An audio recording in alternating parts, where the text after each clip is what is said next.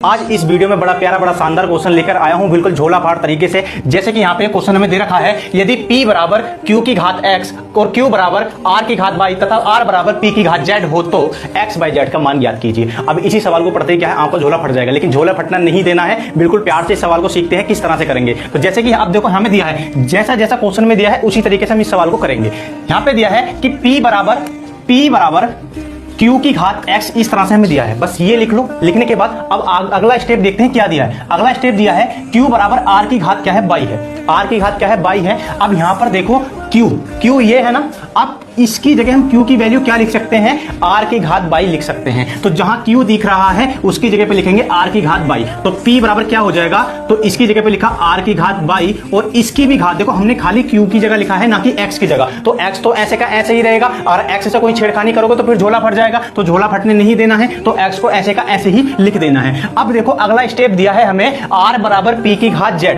अगर r बराबर p की घात z दिया है तो देखो हम क्या कर सकते हैं, r का मान यहाँ इस r की जगह रख सकते हैं, बिल्कुल रख सकते हैं। तो p तो ऐसे का ऐसे ही रहेगा, p में कोई भी छेड़खानी नहीं चलेगी। और इसके बाद इस r की जगह पे हम क्या लिख सकते हैं, इस r की जगह पे लिख सकते हैं p की घात z। और देखो हमने y से कोई छेड़खानी नहीं करनी है, तो इसका मतलब y की ऐसे का ऐसे ही रहेगा और इसकी घात कितनी थी, x थी। ठीक है, p की घात z और उसकी भी घात y और उसकी भी घात x थी, क्योंकि सारी घातें हमारी ऐसे के ऐसे ही चलती आ रही हैं। अब इन घातों की हम मल्टीप्लाई कर देंगे, क्या हो जाएगा, p बराबर क्या हो जाएगा, p की घात x y z। देखो आप सोचोगे आगे पीछे, इसे हम गुणा में कैसे भी लिख सकते हैं। जैसे कि यहाँ पे हमने लिखा 2 गुणा के 3 कितना आगे 6 आ गया। अगर हम 3 को इधर लिख दें 3 गुणा के 2 तब भी क्या आएगा, 6 ही आएगा। तो इन्हें आगे पीछे गुणा में लिख सकते हैं, इससे कोई भी दिक्कत नहीं है, इससे झोला नहीं फटेगा। तो इसके बाद देखो क्या करते हैं, जब बराबर में संख्या दी है और इनकी बेस समान हो, अगर बराबर में संख्या दी है उनकी बेस समान हो तो इनकी घातों की तुलना हम कर सकते हैं। देखो इसकी घात कुछ नहीं है तो इसकी घात क्या होगी,